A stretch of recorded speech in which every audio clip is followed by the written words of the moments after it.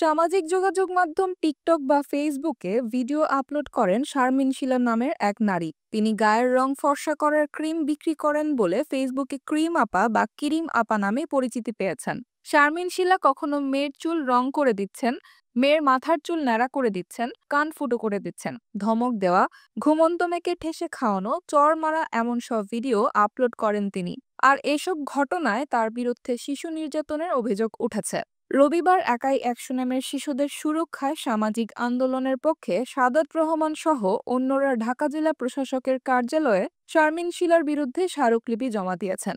অভিযোগে বলা হয়েছে, শারমিন শিলা ভিউ পেতে বা অনলাইনে টাকা আয়ের জন্য নিজের সন্তানকে ক্যামেরার সামনে এভাবে নির্যাতন করছেন।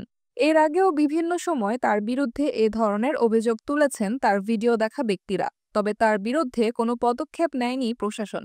এ বিষয়ে সাদত রহমান জানান, তারা ডিসি এবং সাভারের ইউএনওর সঙ্গে দেখা করেও বিষয়টি জানিয়েছেন। সাভারের উপজেলা নির্বাহী অফিসার মোহাম্মদ আবু বকর বলেন, উপজেলা মহিলা বিষয়ক কর্মকর্তা শিশু বা সন্তানকে নির্যাতন করার অভিযোগের বিষয়ে ব্যাখ্যা চেয়ে ওই নারীর কাছে চিঠি পাঠিয়েছেন। ওই নারী চিঠির সদুত্তর দিতে না পারলে প্রচলিত আইন অনুযায়ী ব্যবস্থা নেওয়া হবে।